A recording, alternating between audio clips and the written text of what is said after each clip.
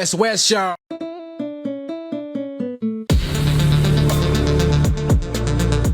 Maloa lele, talofa lava, whakalofa lahi atu, and kia ora nā. Let's jump into today's episode and explore the world of cybersecurity together with our special guest, Tom Nanai. Welcome. Hey Sarah, and hey everyone, and all of our listeners.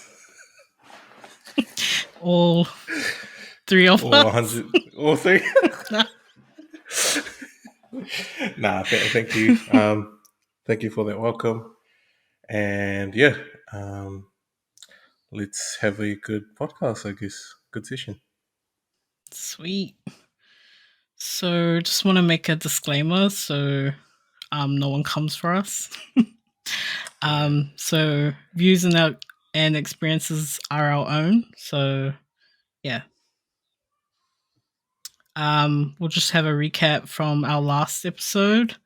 We talked about our sales, backgrounds, experiences, our podcast mission, our podcast name, so Pasifika Bytes, and our potential guests.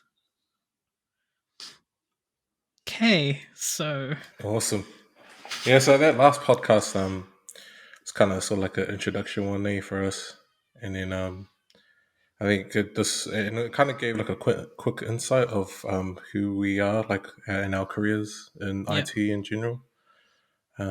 So this is probably a good chance for us to learn about each other, and hopefully, probably the next podcast will be you that I'm interviewing. So, yeah, Oh gosh. yeah. Hope it's like it's really good to get those sort of experiences. Yeah, definitely.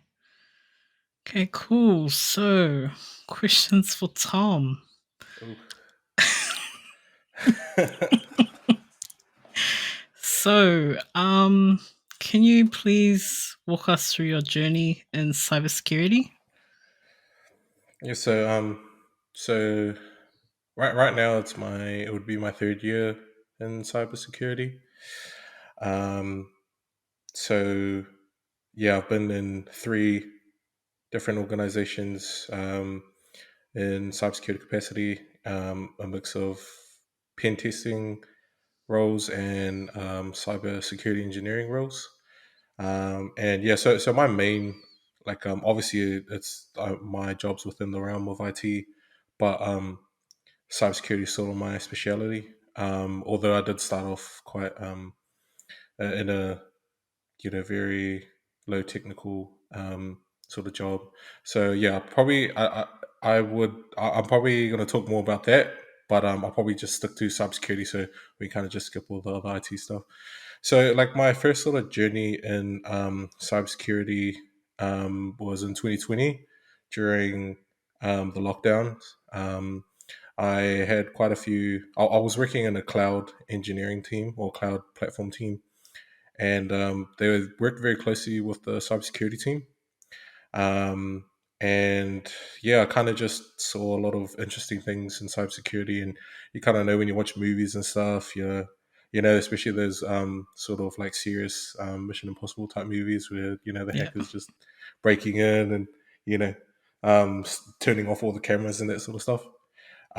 So like yeah, and then like they're telling us a sort of like when we talk with them, they tell us the sort of issues or like breaches and that sort of stuff. So that kind of piqued my interest. And then I kind of had a look into it, started doing some self learning. And there was, I think, during the COVID lockdowns in 2020, or towards the end of that year, sorry, they had free courses going. I think it was under the Sure. TAFE. And then there was a sort of learning institution, or I think I don't know if you count them as a polytechnic. They were offering a cybersecurity course for free under Yep. that sort of initiative, and then I jumped into it, finished it, and then while I was working, and then I saw this LinkedIn post, and then I just jumped into it. I saw this LinkedIn post from a cybersecurity company called ZX Security. They were advertising a junior position, which I jumped into. But it was real casual. I just Sure. messaged one dude, and then they were like, "Hey, come down to the come down to our local sort of cafe, and then let's talk. And then I had a talk with him, and he asked about sort of my experience, like in IT and cybersecurity in general. And I kind of just told him like, hey, I'm pretty much brand new, little baby. And he was, oh, that's all good. We'll train you up. And so I worked there for a little while, and while I was working there, there was they emphasized learning, especially for me. Mm. So I had a lot of time to go do learning. So picking up courses and sort of looking at certifications, which we'll talk about later on probably. Um, and I was able to do a lot of learning while also working at the same time. Um, and yeah, Zurich Security is an awesome place to work at. The people there are really cool. Um, and yeah, my manager, my team leader, they were really cool.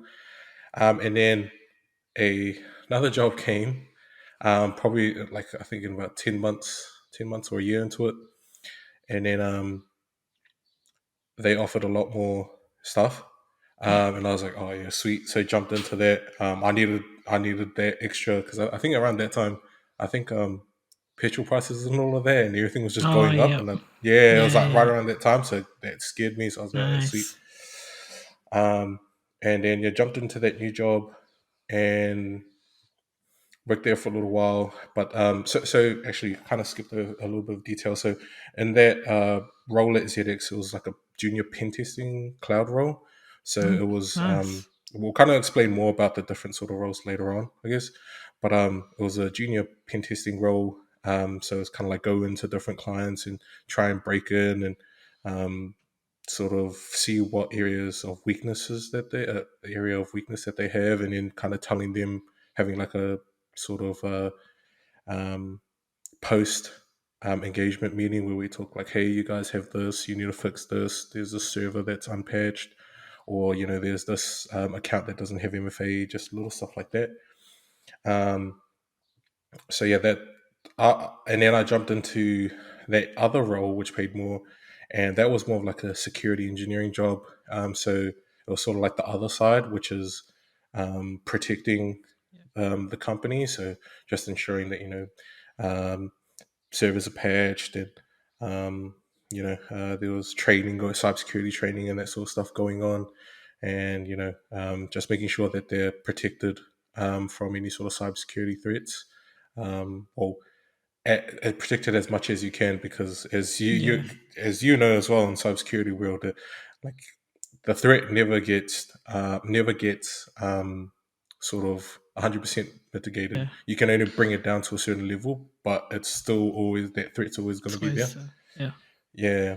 So yeah, I think that's pretty much it. And then after that, after I think a year in there, I moved over here to Melbourne, and just kind of Nice. chilling out over here in a sort of different capacity of cybersecurity, I guess. And yeah, it's been pretty cool. I've spent most of my time trying to adjust to here, Yeah. more than work and that sort of stuff right now. So yeah, that's me in a nutshell. Yeah. Cool. So what do you think is the biggest misconception people have about cybersecurity? I think you know this one as well, but it's like when I think cybersecurity is just some nerd inside of a basement, breaking into computers and mainframes and stuff. Yeah. You see in movies like, oh, just break into the mainframe, and it's like, hey, nah. There are certain aspects which are sort of similar. So that sort of pen test stuff, obviously those guys are breaking in, but they're Yeah. not like sitting in a Like, basement somewhere yeah. locked away, just never seeing the daylight type stuff. Nah.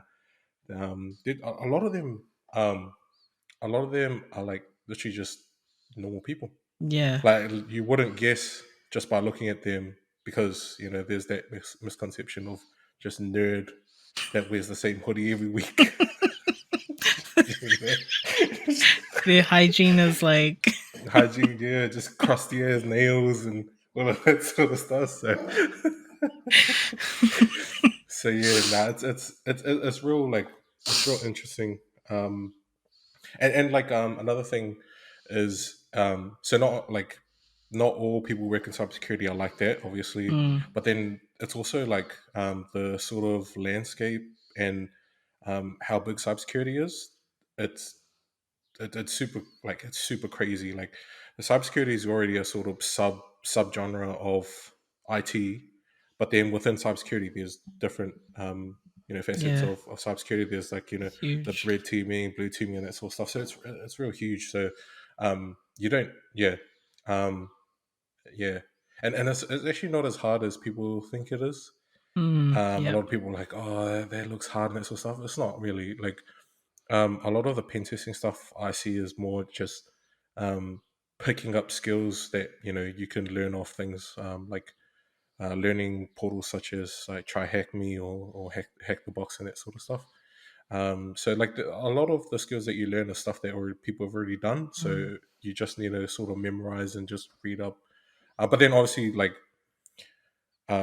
you kind of have to like some people put their own flavor into it, yeah. and obviously you got to do your own sort of critical thinking, because that's how that critical thinking sometimes is what lets you find a vulnerability that hasn't been found before, or that might help you actually break in during a pen test or that sort of stuff. So um, yeah, and yeah, it's not all that technical. So like I lightly touched on it before.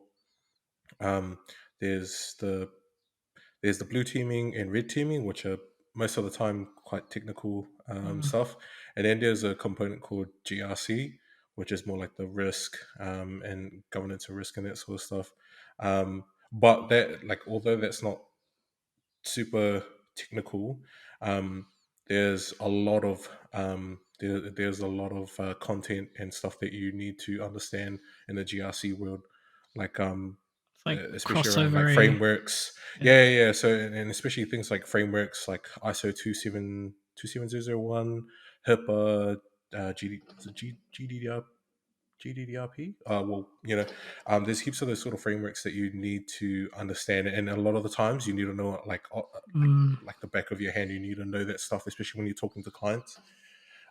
So yeah, it's huge. Like, it's really huge, and it's not all that nerdy. Um, yeah. So yeah. nice. Can you share a real life example of cybersecurity and its consequences you've been involved in? Oof. Um, so one that I can kind of talk about mainly because it was publicly announced. So there was this. So the previous company that I worked for, it wasn't a breach for them. It was one of the clients Mm, that they sold software to. So the company I worked before, they were a AI software company that provided sort of medical equipment and AI cancer recognition software. So it's really like complex stuff. Like the people that work in there are crazy. They provided the software to this company, and they were hosting on their sort of environment.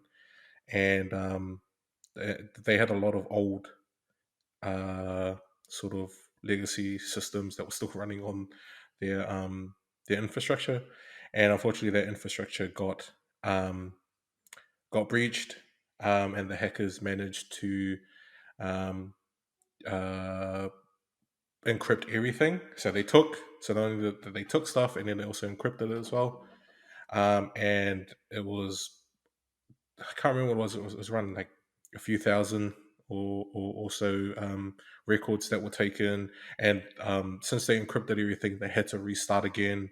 And there were some things that during that sort of investigation we found, or not us because it really didn't involve us too much, but it was because the software that we gave it does has no connection back to us, and it wasn't the reason nice. for Yep. why there was a breach. So yeah, our sort of what we got told was they were running some old stuff. They hadn't protected. There was no sort of backups and stuff, so they had to Oh my literally start gosh. from Yep. fresh. Yeah, it sucked. And then Crazy. and the other thing was they had to file sort of an announcement through the SEC SEC, the Securities Exchange. I can't remember what the full name is. Yeah, yeah. In America, because it was an American company. Oh, Um, true. Yeah. and yeah, so we provided software to an American company. And yeah, um, they were fined. With HIPAA, which is like for a lot of medical companies and hospitals and stuff, a lot of them follow the HIPAA standard or security framework, and they well, I think it's once you're over 500 records, you could be liable for up to for fines of up to $5 million. So Dang. yeah, it's crazy money. And yeah, so yeah. Um, and the hackers, they were North Korean hackers, is what Shots. we Yeah. got told. Yeah, so there was I think they hired a third party cybersecurity firm to come in and have a quick check and just do some sort of investigation and incident response and that sort of stuff. But we were just there to make sure that our systems were safe. I didn't get to touch anything. So yeah, crazy stuff. And it's not that there's heap like the thing is that s- since that company works within the sort of medical um, market or environment, we kind of have a sense of what's going around and the current trends and that sort of stuff, especially over in America because most of the customers are from America. And man, the amount of like hacking, phishing, all that sort of stuff that happens is crazy. It's super common. And I think we'll probably see more of that because people's health information is really valuable stuff. And you jump on the black market, you can see someone's MRN numbers and that sort of stuff. So yeah, yeah,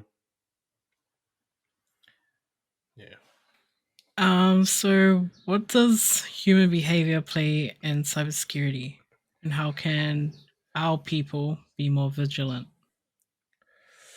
So human behavior is a huge part Yep. of cybersecurity, and you'll probably find it because a lot of the breaches uh, they come through human error. So even though a lot of those like workers they get cybersecurity training or they get told not to click this and that sort of stuff, they still do it.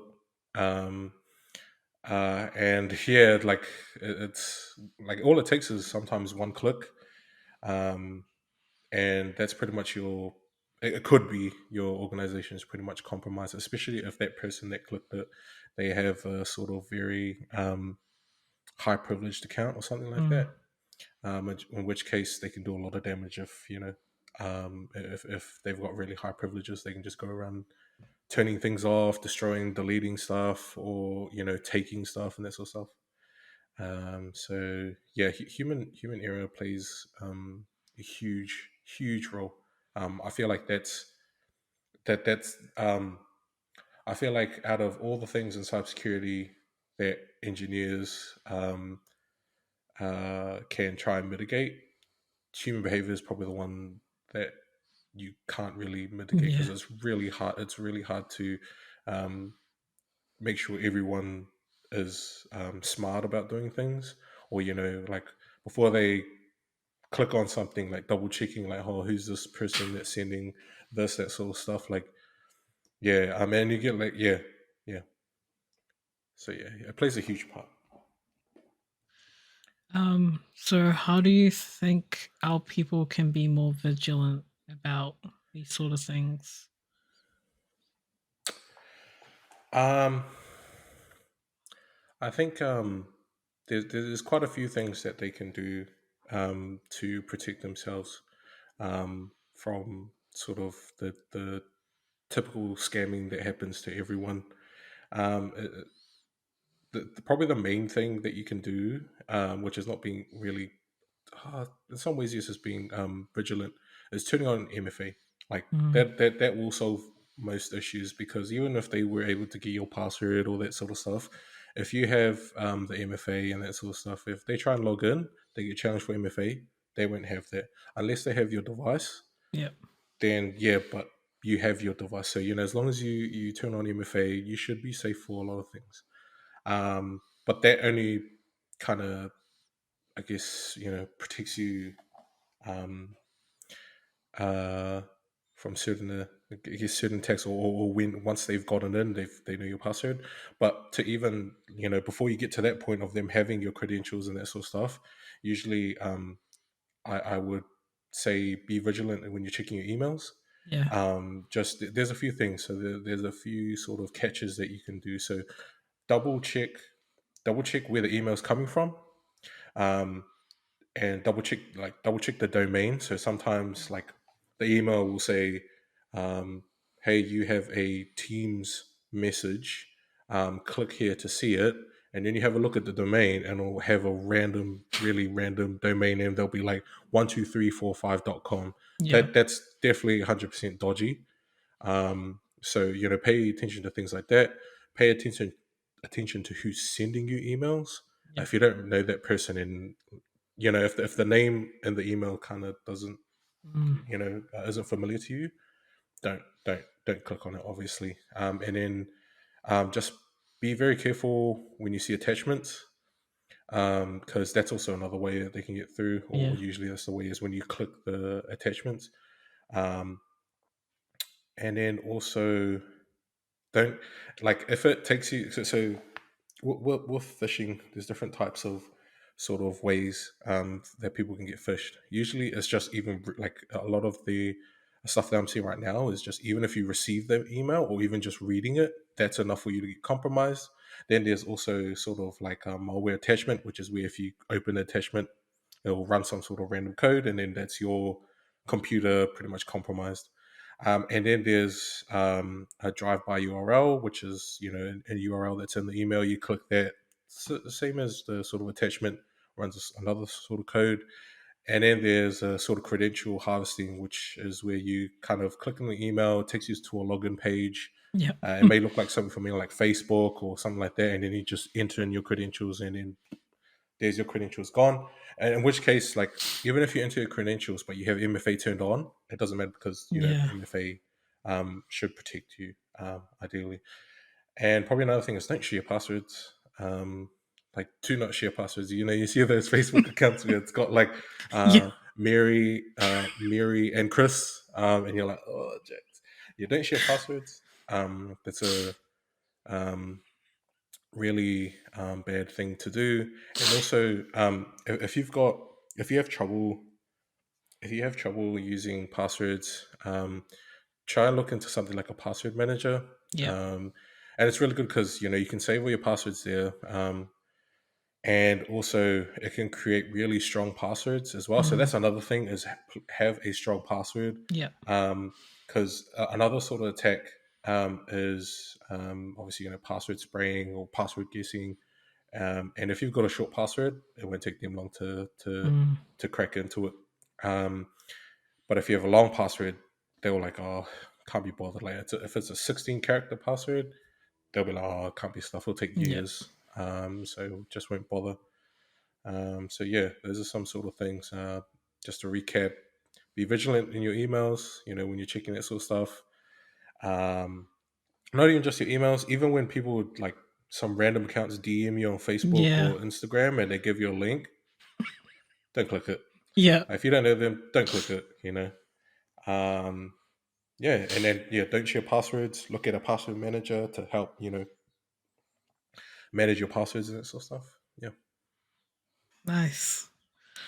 So, what password manager do you use? So I use Bitwarden. It's a Yep. free password manager. I think there's quite a few out there. I think there's so Bitwarden, um, LastPass, Yeah. and I think another one's called Keeper. I think is Yep. another one, Keep I've heard. and Yep. then I think OnePass is another one as well. So there's quite a few out there. But yeah, and actually saying that though, I think LastPass recently, or last year, at the end of last year, Got they had breached. a Hey. they had a breach, and that one was a really sophisticated breach as well. Um, it was like a hyper targeted engineer that was working, um, and that was working within LastPass, and he had really high credentials, or sorry, high privilege roles and that sort of stuff. So they got into his, I'm pretty sure it was a home computer, Oh, or he true. was Yep. running some sort of server that was running, a computer or server that was running think it's Plex. I think it's what it's called, Oh which is yeah. like a it's like a it's like where you like you watch like pirated, not pirate. Yes, I think there's Yeah, like a yeah, mix of yeah. pirated movies and stuff in there. Yeah, so he was running some sort of old version that had some sort of vulnerability. I could be wrong with this, and yeah, they exploited that, got into his machine, and yeah, yeah, I think Damn. the hackers managed to walk away with key vaults, customers' key vaults, or something like that. So yeah, um, yeah, but and once again, if you have MFA and that sort of stuff, that should help you protect you in those sort of cases. I'd guess. Yeah. Yeah. What are the some of the most frequent cyber threats people and businesses face today? Um, I would say probably the most common threat that people face now is probably what we talked about before, which was phishing. That's I think that's like responsible for 38% of breaches in USA. That is, but I imagine probably the same for everywhere else. And I think I saw like a statistic. I think it was like 98% or 95% of businesses, whether it's small, medium, or large, at some point they will face a phishing attack. And yeah, so like so phishing, and then there's I don't know how to actually say it, smishing, which is like SMS. So they're saying like you get a random SMS saying like I think the most common one that I've seen is the one where like you've got a package The parcel, yeah. like but yeah, so like hey, your package is stuck in at the border or something, like click this link to reschedule it, and then it'll get you to reschedule and that sort of stuff. um there's also vishing vishing as well, which is sort of the voice stuff. And I think I think vishing is probably the one that's going to um in the next few years is probably going to be a bit more complex. Yeah. And it's going to be a hard one to protect against, because I think, as everyone's seen, like you see the voice AI stuff. Yeah. Yeah, and like how really good, like even right now, it's still early technology, but it's like really good right now where you can replicate people's voices.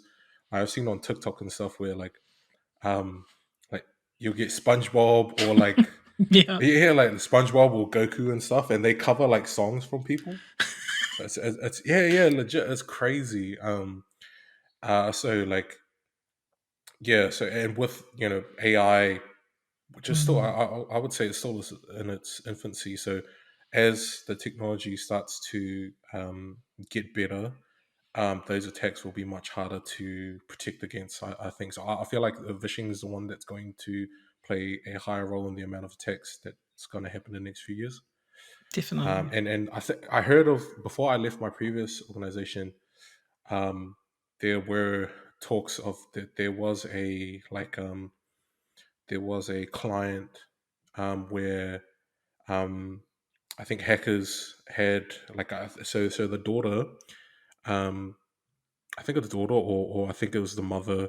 She was a high profile senior management person who went around doing talks and that sort of stuff. And so the hackers were able to grab her voice snippets and that sort of stuff, and train a AI model to replicate her voice, and then call her daughter, or I think it was call the son, and get them to give them money in emergency. Oh shucks. Yeah. So yeah, like that's and this is like this is very early on. So yeah, I mean, and obviously the other one's malware.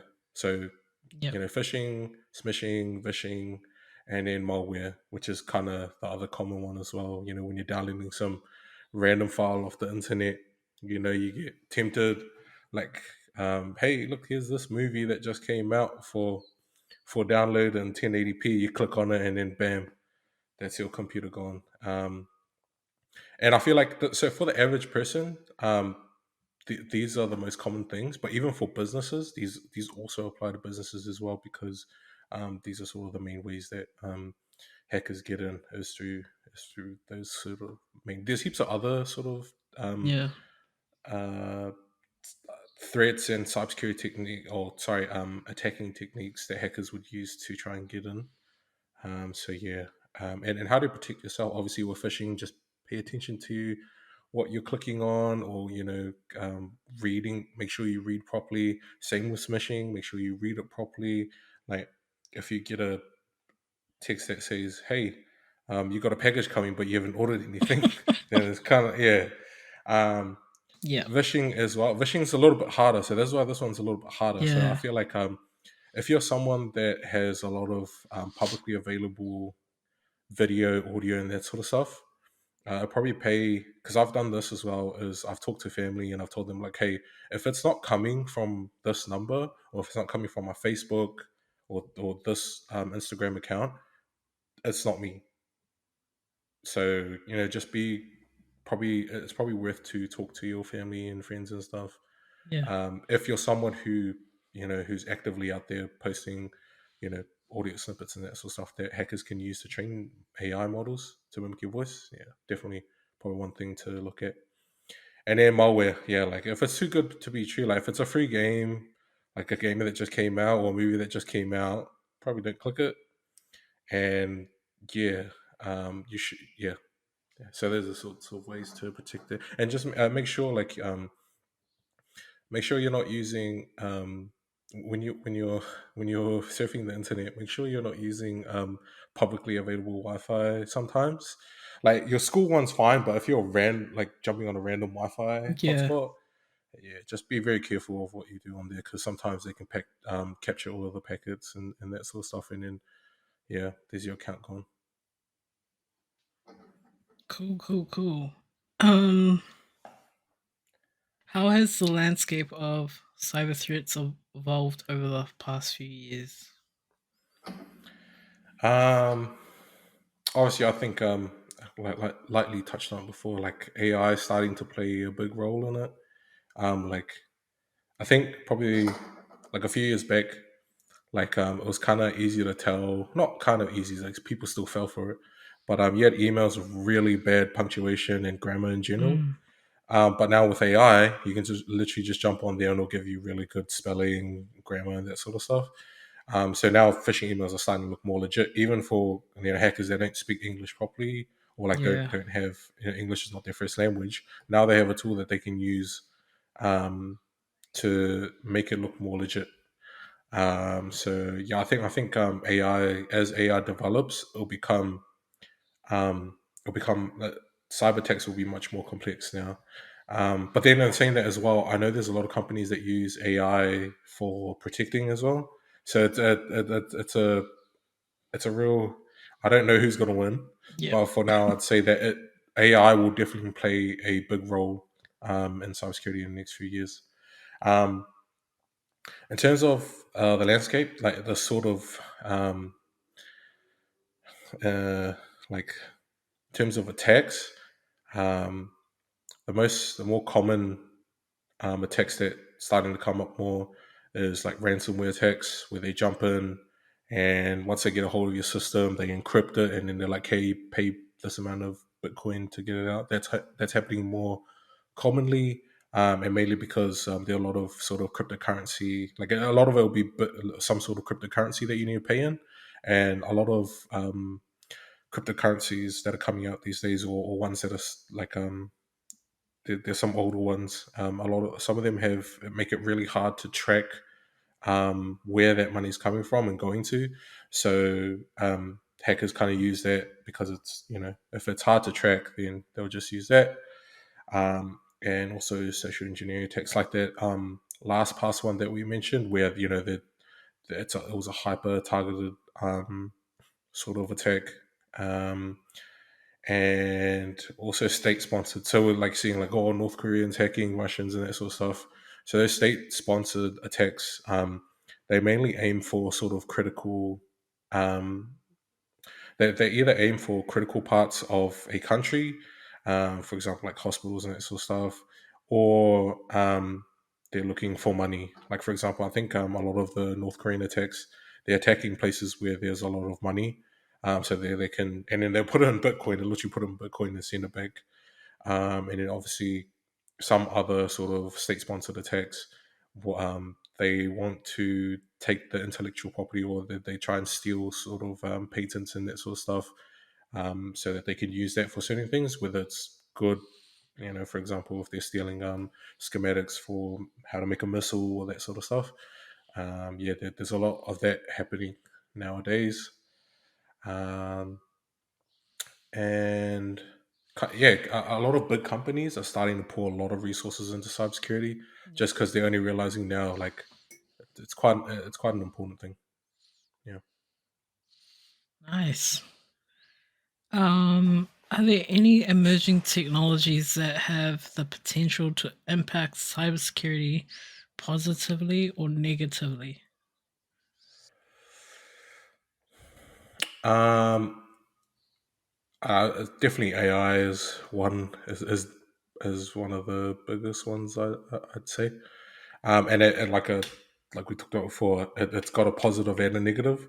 So hackers will use it more, whether it's in crafting better looking emails or more legit looking emails, or learning patterns of how, for example, how a company would protect their sort of infrastructure, getting AI to just quickly jump in and trying to find where they could um, break in. But then also on the other side of it, or the blue teaming side, there's using AI to sort of learn attacking patterns, and then also trying to possibly guess where the next attack might be.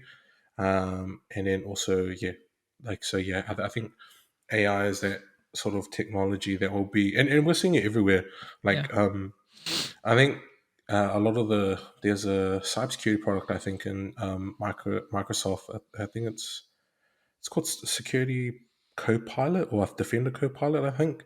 And pretty much it helps in, like, using AI. It's able to either give you instructions on what to do next up just through analyzing all the information involved in maybe an incident or something. It's able to analyze all of that sort of stuff and then give you the appropriate set of actions to either mitigate that um, issue or vulnerability and that sort of stuff. So I think AI is probably would be the next big thing, or the next big emerging technology that will play a huge role in cybersecurity. Cool. Yeah.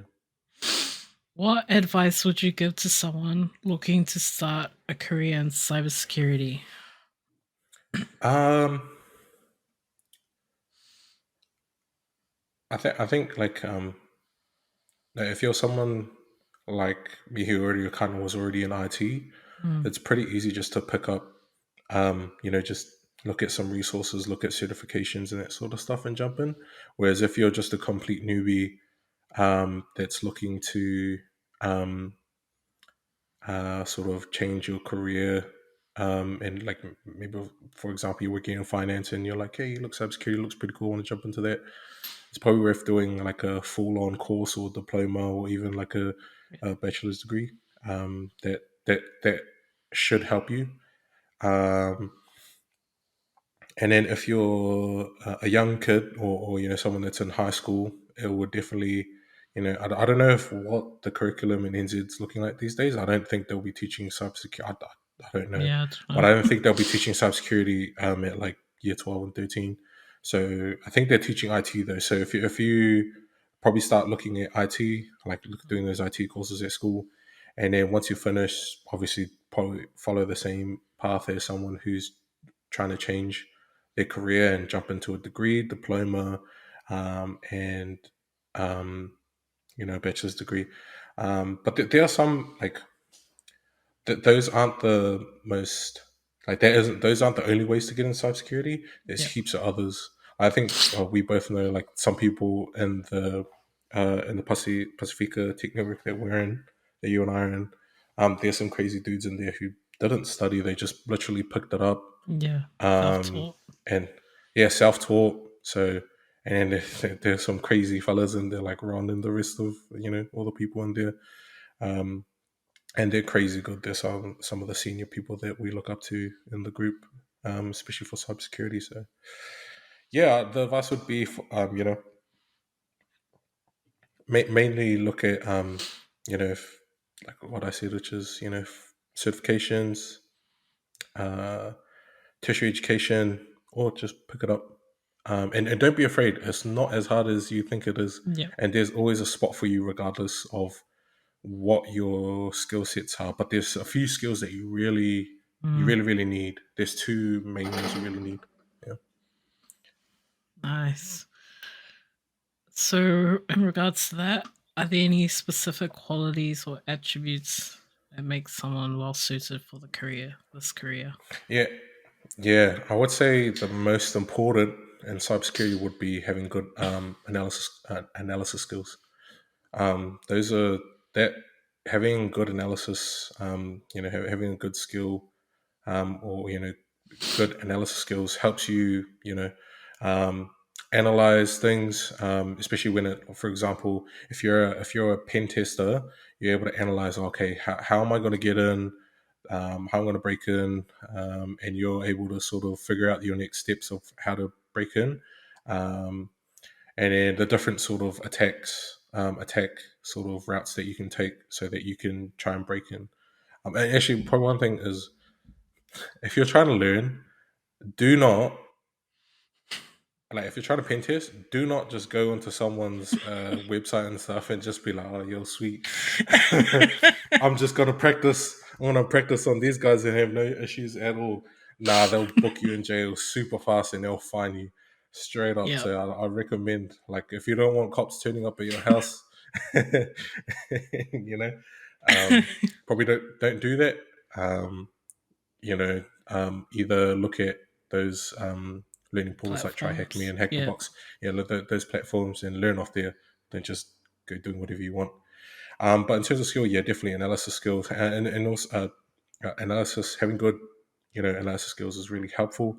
Um, so from pen testing side, yeah, knowing how to break in and how to attack, and then also on the other side, which is the blue teaming, which is the protecting side, it's analyzing, like, for example, in a post where an incident, cybersecurity incident happens, and then you're responding to it, is able to analyze, how an attacker got in, what techniques they were using, and that sort of stuff. So I feel like that's the most important thing, and even the sort of non-technical governance and risk side. There's a lot of analysis. You need good analysis skills as well because you need to understand the sort of cybersecurity landscape of the either the client or your company that you're working for. So yeah, and from that good analysis, you're able to do stuff with it, like for you know. So yeah, and then probably the other skill is really good critical thinking. So able to, like if your analysis leads to this, what happens next, or what do you think should happen next? So it's also figuring out the either the attack plan or the response plan of either how you protect something or how you break in. So yeah, you got to have good critical um, thinking skills, and probably the last one that's I feel like I said two, but there's one sort of important too, is just having good communication, like Yeah. knowing how to talk to people. Unfortunately, um, you will find some, like especially in the IT world, so not just cybersecurity, you'll find some people that you can't really talk to properly because they're like they're stuck in the world of computers and they maybe don't speak to people as much, or I found that quite often in IT. Yeah. So it's really good to have good communication and people skills, so you know how to approach, like, oh, this person might be a little bit difficult, but you still need to work with them, so you kind of try and find different ways to ensure that you have a good relationship with them, because it's very important that you have good relationships with a lot of people in Yeah. cybersecurity, because they can help, like for example, they can help you in initiatives, and for example, yeah, if you're running an initiative and you need sort of buyback, or you need a push from some people to get it going. If you have good contacts or people are really happy with you, that will help you push through whatever cybersecurity initiative that you have. Because unfortunately, sometimes even when you try and um, you know push an initiative, even though it's for the good, Yeah. there's some people who don't like that, and for many reasons. A lot of it's political stuff sometimes as well. But yeah, that's why it's very important to have that sort of buy-in from people, and that comes with having good relationships with everyone. Nice. Uh, um, so I'll probably add one more, which is like willingness to learn and learn from Yeah. others. Yeah, especially when you're a beginner, you don't want to be that like bots person. It's just like yeah, just wanting to learn like from your peers as well. Like yeah, that's How one. did you find like that sort of early phase? Because I think you're in your sort of second year in cybersecurity. I think. Yeah, like yeah, Yeah. Like how have you almost. found that early? How did you find your early on sort of experience when you first jumped in? Um, pretty good. Like um, just I think it's finding like the right people to learn from as well.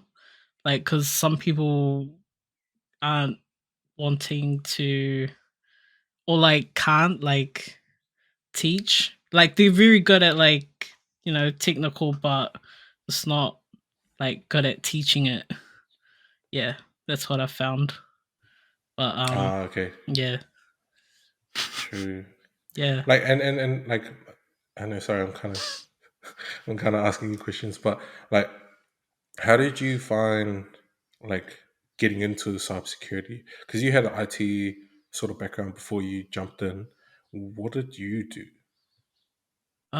So yeah, I went through the route of like getting a diploma. So Mm, level 5 diploma in IT, mhm, which I mhm, think helped a lot, like with mhm. the fundamentals. So because you do a lot of like basic like IT support, networking, database stuff, and yeah, I think having that like foundation of like basic like skills and stuff kind of like helps a lot with like cybersecurity because um like in cybersecurity we do a lot of like troubleshooting like networks and stuff like that, so having that like baseline of like OSI stuff, so like the different layers, um yeah, helps a lot. But that's just my experience. Yeah, no, that's Yeah. cool. Like, it's definitely helpful for people that are listening as well. All three of them. But like, but like actually, um, like that just felt like did you so that diploma you really felt like it was good for you and like it did it when you jumped into your job like your first cybersecurity job did you feel like it definitely helped like the skills that you got from there like it definitely translated into your work like yeah. Kind of like at first, yeah. Um I think also like learning on the side as well. So like um doing stuff like yeah, try hack me or hack the box. Um yeah, I feel like those help a lot. Um yeah. But with yeah, I feel like helped a lot with just like um learning how to troubleshoot stuff. Yeah. Um Also because I'm doing another diploma, so Whew. um Let's go. um I think that one also helps a lot as well, just because like it's more like cybersecurity centered. Um yeah, but I feel like doing a level 5 helps a lot too because learn a lot of the basics. True. Yeah. No, and that's right as well like and that's probably one thing we forgot about is yeah self-learning like you gotta also be like if you want to get ahead or if you Yeah. really want to be good you have to do your own self-learning Yep. which I'm kind of guilty of in these last few months so yeah that's definitely one thing that you should have. Sweet. What are the essential skills or certifications that aspiring cybersecurity professionals should consider? There's quite a few but I think the sort of industry, I would say beginner friendly certifications would be stuff like Security Plus, which is Comp TIA certification.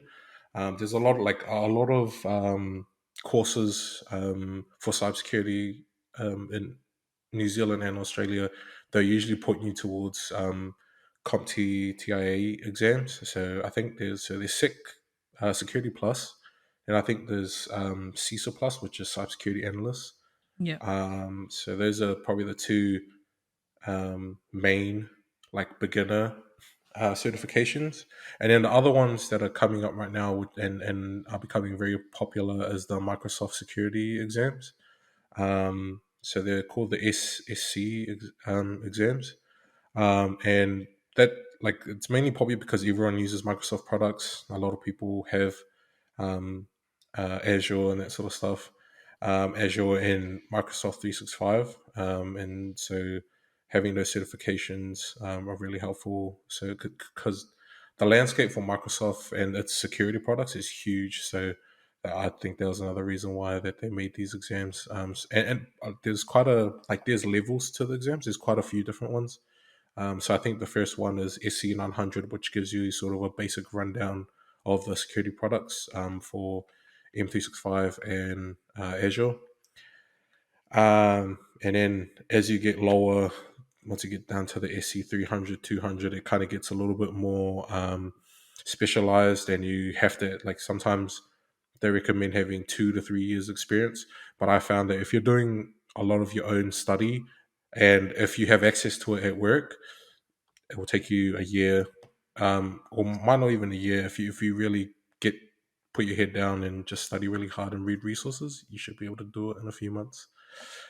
Um, yeah. So in terms of certifications, those CompTIA ones and the Microsoft ones are pretty good, and I think even like the AWS certifications, but they don't have like a huge security stack.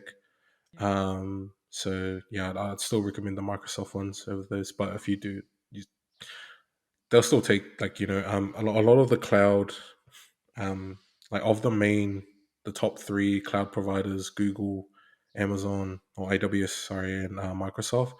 Mm. A lot of the services that they offer kind of the same, Yeah. mostly the same across all of those Just platforms. different names, eh? Uh, yeah, a lot of it's Mm. different names, and some have different um, like some have different sort of functions, like just a little bit different, so that they can be a different product, but it's still the sort of the same stuff.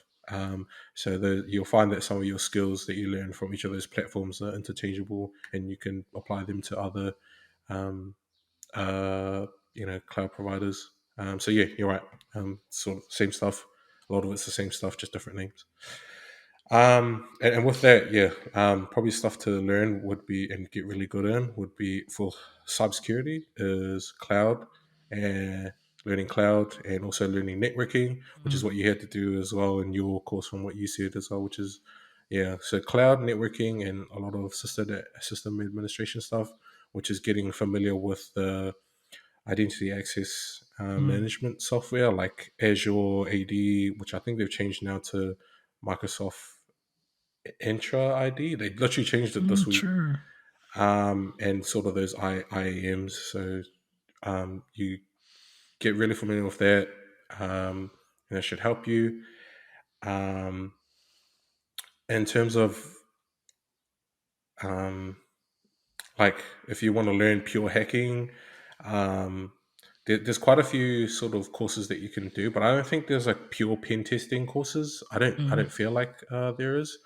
Like from tertiary institutions here in New Zealand, I don't feel like Yeah. there's like a penetration testing. But in terms of like sort of third party or third party learning institutions, or I don't even know if they're learning institutions, they're just companies that offer cybersecurity pen testing courses.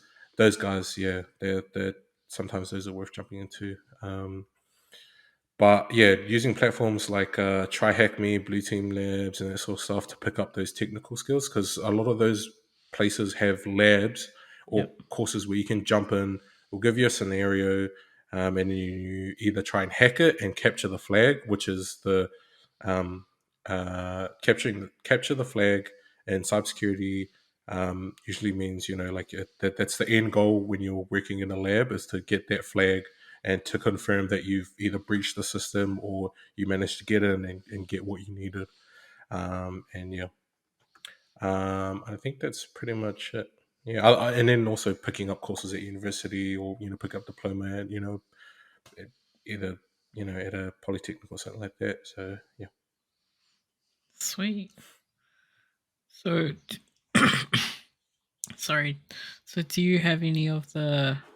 I think I saw that you've got. I think some Microsoft Yep. certifications. Yep. Which So ones do you? I've got four. I've got four. Nice. So the first one I started off with was it's not a cybersecurity one, but it's very it's very much related to the Microsoft products and the cybersecurity products. It's called AZ 900. Then we've got SC 200 and SC 300, and then also a MS 500. So yeah, that's Nice. yeah, those are sort of certifications, and also CISA Plus. But yeah, and I think some of them have actually expired, so I need to redo them. Which is funny. They've changed the requirements now. So a lot of the Microsoft exams, when you're redoing it to keep the renewal, sorry, Yeah. um, it's open book. Oh, true. Yeah, it's open book. So now you can just yeah, bam. Is that Whereas only before, like for literally renewals? only for Oh, renewals. yeah. Whereas like renewals before, literally, if you looked like, I think they had people like they're literally just one person allocated to you. They're just watching you. Like if you look to the right, look to the left. Sometimes they'll type, and because there's a software that you do your Oh, yeah. exams and they'll be like, hey, can you please just look straight forward? So if you've got a bung eye like me, kind of looks to the right. Sometimes it's kind of like, hey, I can't help myself. This it's not my fault. It's out of control, cuz. So you know, so yeah. So it's becoming a little easier, but I don't know if that's a good or bad thing. True. Like, Yeah. does that sort of hinder the quality of Yeah. cybersecurity engineers, analysts, pen testers, and that sort of stuff? If you're doing that sort of stuff, making it easier to do those renewals, I don't know. Um, yeah, yeah. Cool. Cool. Cool. Could you share some insights into the different career paths available within cyber? Yeah, so I think I'll lightly touch on this because we kind of talked about it. So there's the red teaming, which is the pen testers, the sort of guys who go in, breaking stuff, and sort of telling the clients or whoever you're breaking in for, like, hey, you've got this issue, please fix it. Or sometimes you don't even do that. You just give them a report saying, we got in here, we did this. You know, now it's up to you to do whatever you want. Or sometimes we can tell you what you need to do. So yeah, there's that, and then there's also blue teaming, which is just protecting and ensuring that either the client that you're working with, or the organization that you're working under is protected from outside threats. But as you all know, you can only do so much um, to mitigate a lot of those threats and stuff. But it's not always 100% that you'll be able to protect everything. So yeah. And then there's GRC, which is the governance, risk, and compliance. Those guys are the ones that go into an organization, get like a holistic overview of the security posture of the client or the company that they're working for, and then they're able to either come up with a plan, or like a roadmap of how they're going to get a better security posture or to increase their security posture. Um, whether it's training, like training people, upgrading systems, not actually doing it themselves, but they're more just like, we need to upgrade to this. We need to train people on this, and just laying out that sort of attack plan or plan that a company would aim for to ensure that they're um, as well protected as they can be. Yeah. Cool. Are you red team, blue team, or just kind of like, So I now I'm blue team. So my last few have been blue teaming, whereas before it was a red. Like when I was working at ZX, it was a red teaming. So just go and break in like, hey, you got this, fix that. Whereas now I'm blue teaming, which is the other side. Like I'll get someone from a red teaming who'll come and break stuff. They'll give us a report, and then I try and help fix those things. Um, so yeah, cool? I would say it's I'm a mixed bag. Yeah. Yeah, Do you prefer like either or doesn't like you don't I, I care? I reckon I prefer either or. But something I found is that like now that I haven't been doing any red teaming, my sort of thinking of how I break into stuff or like how a hacker would move, those skills are kind of declining a little bit because I don't do that stuff Yeah. anymore. Whereas I felt like, you know, at the start when Mhm. I first jumped into the blue team, I was like, okay, this is how a hacker would move and that sort of stuff. So I was able to use that experience to be like, oh, okay, we need to make these improvements. So this is important. So I was able to prioritize something and make sure that's fixed because I know that's an easy way for a hacker to get in. But whereas now those skills um, aren't as sharp as they were before. Yeah. So yeah, I would say stick to one. Yeah. Nice. So looking back on your career, what's the most significant lesson you've learned in the world of cyber? Um, business like I guess a personal lesson is definitely keeping relationships as good as you possibly can. Like it sometimes when you jump into a client and they just don't want anything to do with you, it's so hard. It's like sometimes you're like you guys like they'll get angry at you for certain things, or you'll have real stupid sort of arguments and that sort of stuff. But it's like, hey, you guys paid us to come in. We're just doing a job. And like if like yeah, you're paying us all this big money to come in and do this for you, and we're having big issues to the point where you guys just you just get that sort of pushback from them like nah, it makes it hard to move forward and ensure that they're getting really good value from what you're doing. Mm. And because I feel like the value doesn't come from whether we can break in to something, or from a pen tester's perspective. I feel like the value comes from um, the work that they do from whatever you're like breaking into. I feel that well, that's yeah, that's why I feel like the real value is. So I feel like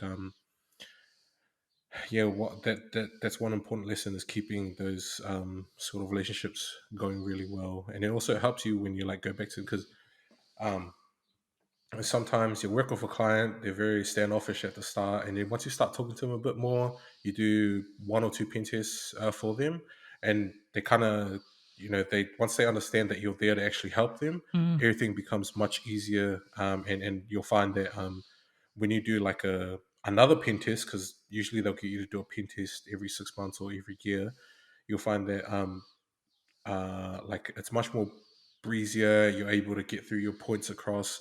The client's more than happy to like make the like actually put in the recommendations that you've put into your report, or Yeah. so yeah, having good relationships really really helps.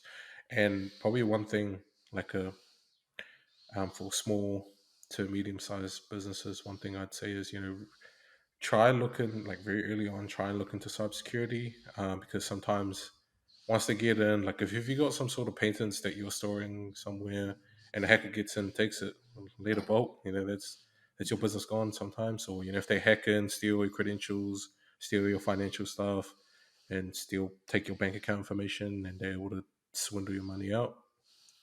Yeah, it's pretty much game over. So, pay. I would definitely recommend that businesses look into cybersecurity, and it is becoming because you see it everywhere in the news now. Yeah.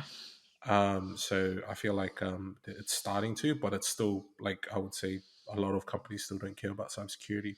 But then once it happens, like once they get breached, Yep. they're reaching out. Like we've had cases where they'll reach out and be like, "Hey, can you do some incident response stuff for us? Like we had this breach, so we'll jump in after it's happened, Oh and gosh. it's already too late." And whereas if we had jumped in earlier and we recommended Mm, they did these actions, it could have saved them heaps of money. But I feel like that's a little bit harsh though, because sometimes those people working in the cybersecurity for that company, um, sometimes they didn't get the funding. yeah, true. Like they'll get nothing, and then like the same thing. Like they'll try and put an initiative, company just says no. But then when something happens, they get hundreds or millions of dollars of funding. I forgot what company over here in Australia where they got caught and now there's so much like there's millions of dollars of funding for them. I saw them putting up heaps of jobs and that sort of stuff. So yeah, I think that's one important thing is businesses, regardless of size, should look into cybersecurity. Um, and it's not just like hire because it's expensive to hire pen testers that sort of stuff. But even if you just look into it yourself and you do the recommended well thought out security actions like turn on MFA Yep. and that sort of stuff, that's still good. Or training your people to tell them like, Yeah, hey, don't click training. this, that sort of stuff. Yeah, yeah. Nice. Mm, so, how do you balance the demands of cybersecurity career with maintaining a healthy work-life balance? Um, I think IT in general is pretty good with work life balance nowadays, especially since COVID happened. There's a lot of work from home. Well, most IT jobs are like 3 days work from home, 2 days in office.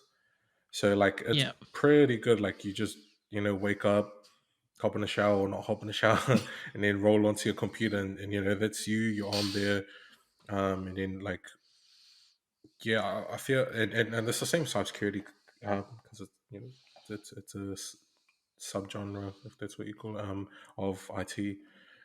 So yeah, like you're able to go out during lunch and that sort of stuff. Yep. You're able to work from home. You don't have to sit on the train. And depending where you live, it might save you 1 hour to 2 hours a day of traveling. So you're able to you can go out for a coffee. You can go to the gym. You're able to finish up work faster. Um, so yeah, like how I balance it's all the same. Like I try to go gym in the morning. Doesn't always work out. But like because of my job, I'm able to do that. Like I can just Yep. go gym, come back, and then go have a shower, jump on, and I'm good to go. Um, but you'll find in cybersecurity, depending on the role that you do, especially for blue Mm, teaming, you need like if something happens, like if there's a breach or there's an alert that comes up, like hey, someone's account's been compromised, you have to drop everything and jump into it. So there's that sort of aspect for um, mm, blue teaming. Sorry. Um, so yeah, but very like if you've done the best that you can in ensuring that the security posture of the company or the client they're working for is really good, you those sort of events hardly happen because you have a really good sort of cybersecurity posture, so you can just but still if it happens, you yeah. have to jump into it anyway. Sweet. Yeah, Can you offer some practical tips for listeners to enhance their cybersecurity awareness? I think other than what we said about like jumping into um, like those learning platforms, um, yeah, and then I think that's pretty much kind of gone over it. Yeah, pretty much just jump into it, give it a go. Um, yeah, don't be scared. I don't think there's much else. Yeah. Yep. Sweet. How do you? Oh, sorry. Where can our listeners connect with you or learn more about your work in the So for our field? free listeners, you can find me on LinkedIn. It's just Tom and I. So I'll be expecting three connect. Can I connect with you? Maybe two because we're Uh, already connected. so yeah, Jokes. so yeah, my kid. Yeah, so we will get to. We'll probably get to. Yeah, LinkedIn's a really good place. Actually, I mean, like LinkedIn's a really good place to find a job as well. Like I found it through just someone posting that ZX security job was just someone posting a status, and then I just messaged and connected. So it's actually like in the IT world. I don't know if you found, but and you've Yeah, heard no. stories of people just finding jobs on LinkedIn, even though LinkedIn has its own sort of job area, job like where they list jobs and stuff. Like there's people that just post Yeah. statuses, and that's a really good place to if you want to get started in cybersecurity. And IT in general is you'll find jobs, and I think even like any sort of jobs like finance jobs. I've seen like them asking for concreters, but I'm like, damn, like do concreters have LinkedIn profiles? Like usually they don't. Yeah, true. Yeah. So yeah, but who knows? Um, yeah. Um, what final words of wisdom or encouragement would you like to share about cybersecurity?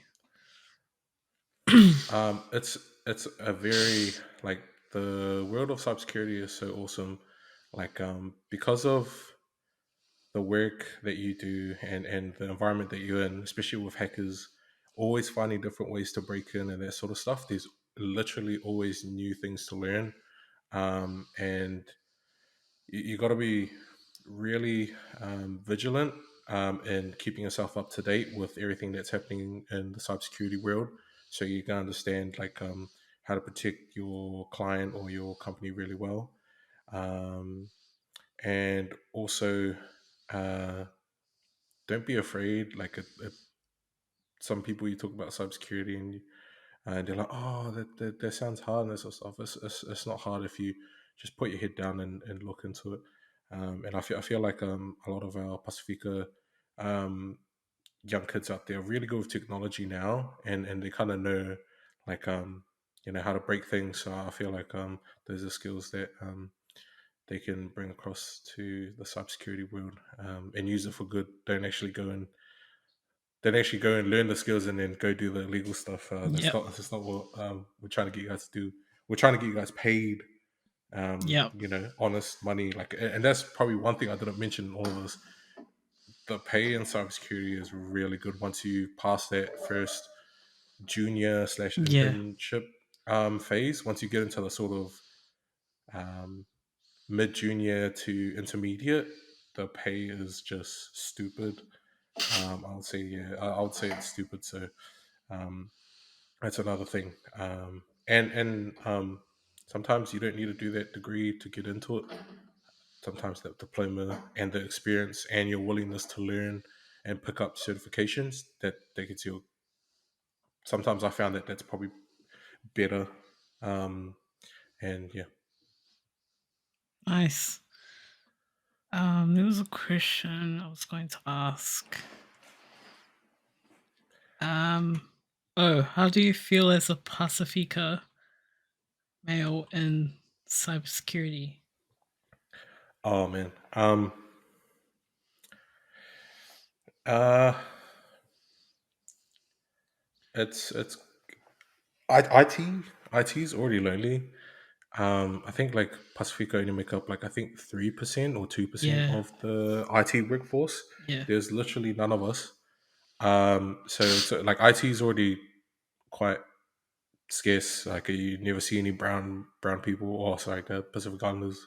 Yeah, you mainly just Balinese and that sort of stuff. So I've always felt quite lonely, and like um, I found that sometimes the personalities are kind of different because like their jokes don't um align well with yours. Yep. Like it, like the yeah, like I found that like I find other stuff interesting, and the humor that I have, which is mainly the Islander humor, doesn't come across for other people in IT. And then in cybersecurity, it's much worse. Like I feel like I only know two other islanders in the original city I was from, which is Wellington, that were doing cybersecurity. I only knew two, but I I only knew them through high school and university. Um, but even in our Pasifika Tech network, there's probably only like 10 to 15 Yeah. cybersecurity people. Obviously, there's still more, and not everyone who's Pasifika and works in cybersecurity is inside of that network, but it's Yeah. pretty much nothing. And I feel like I would say I feel lonely sometimes. Um, and yeah, but I felt like the people in there have been really good. I haven't come across, I have never come across any people that are like, they've acted bad towards me Yep. because of who I am, my race, religion, that sort of stuff. Like everyone's been really, really cool. Um, and I would like to see more of us in there. But I think reading up the statistics of kids doing IT courses in high school, I think the percentage has dropped over the few years, which is kind of sad. But hopefully they're picking it up, or more of them are picking it up in tertiary Yeah. institutions outside of high school. So hopefully, yeah, Fingers crossed. yeah, fingers crossed. Oh, yeah. um, so I think that's a wrap for today's episode of Pasifika Bytes. Thank you for joining us today. We hope you found our discussion informative, eye opening, and even inspiring. And thank you, Tom, for sharing your experiences. Yeah. Thank you very much, Sarah, for having me. And I think for our next episode, it'll probably be you. That's the next speaker, right? So that'll be cool because, like, we'll get an insight into the full story of how you got into cybersecurity as well. Because I would say I'm still into sort of early, mid, like intermediate sort of territory, whereas you're kind of like fresh, so Yeah, you're able to fresh. give a different perspective. So hopefully, I feel like we could jump into, like, after that we can get someone with senior Yeah. sort of a senior background, because those guys have a wealth of knowledge that would be really helpful.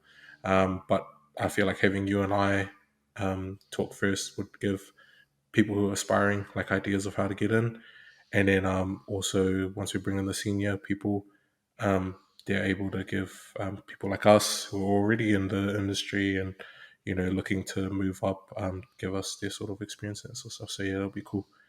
And yeah, and if you got any more questions, for the two people that might have questions, just leave it in the comments and I'll try to respond.